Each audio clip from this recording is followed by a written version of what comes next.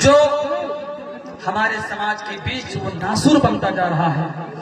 ہمارے محلے میں یا دیگر محلے میں جو بچے پڑھ رہے ہیں، بڑی خوشی ہوتی ہے، بڑی مسرت ہوتی ہے، لیکن افسوس ہوتا ہے چیز وہ یہ کہ سب سے پہلے ہم انسان ہیں، اور انسان کی سب سے پہلی ذمہ داری ہے وہ یہ کہ ایمان اور عقیدے کی حفاظت کرے.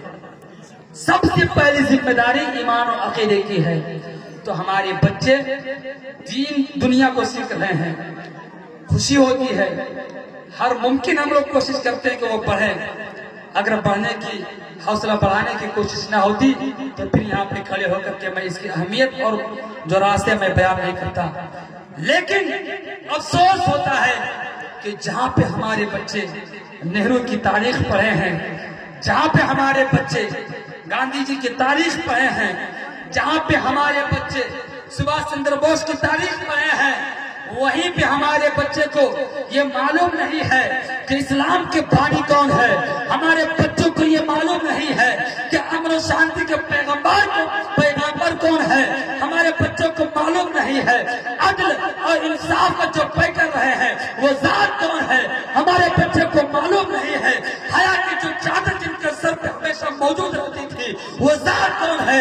ہمارے بچے کو معلوم نہیں ہے کہ حق اور سچ کون ہے. اسلام کیا چاہتا ہے، اسلام کیا مانتا ہے، اسلام ہم سے کیا طلب کرتا ہے. حضرات، میں ان بچوں کو میں بتانا چاہتا ہوں اور یہ پیغام دینا چاہتا ہوں کہ آپ دنیا کو بھی سیکھیں، لیکن اول کوشش یہ ہونی چاہیے کہ آپ دین کو بھی سیکھیں، آپ اپنی تاریخ کو بھی سیکھیں، آپ اپنے بانی اسلام کی تاریخ کو بھی پڑھیں، ان کے کردار کو بھی پڑھیں، ان کے اخلاق کو بھی پڑھیں. اور وہ اخلاق اور کردار پڑھ کر کے جب آپ اپنے اندر لے آئیں گے تو پھر آپ کبھی سلطان ایوبی کے غلام بن کر کے چمکیں گے. ماشاءاللہ ماشاءاللہ، بے شک. دوسری بات، ہماری بچیاں، میں ان بچیوں سے میں مخاطب ہو کر کے گزارش کرنا چاہتا ہوں، آپ ہماری عظمت ہیں، آپ ہماری حیا کی چادر ہیں، آپ ہمارے سماج کی عزت ہیں.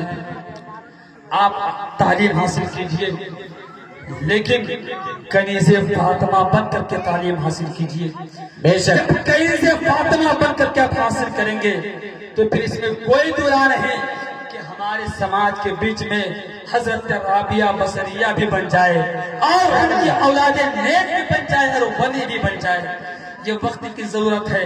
آپ جائیں کوچنگ میں، اسکول میں، لیکن آپ کا یہ خیال ہو کہ ہم کنیز فاطمہ ہیں، ہم محمد رسول اللہ کی شہزادیاں ہیں، ہم اسلام کی شہزادیاں ہیں. ہمیں اپنے حیا کا بھی پاس و لحاظ رکھنا ہے، ہمیں ماں باپ کی بھی پاس و لحاظ رکھنا ہے. اس لیے کہ آج اگر آپ دین نہیں سیکھتے ہیں، آج اگر آپ شریعت کو نہیں جانتے ہیں تو پھر آپ کالج جائیں گے، آپ بڑے بڑے اعلیٰ تعلیمی ادارے جائیں گے تو پھر آپ کبھی کفر کا بھی شکار ہو سکتے ہیں، آپ کا عقیدہ بھی تباہ و برباد ہو سکتا ہے.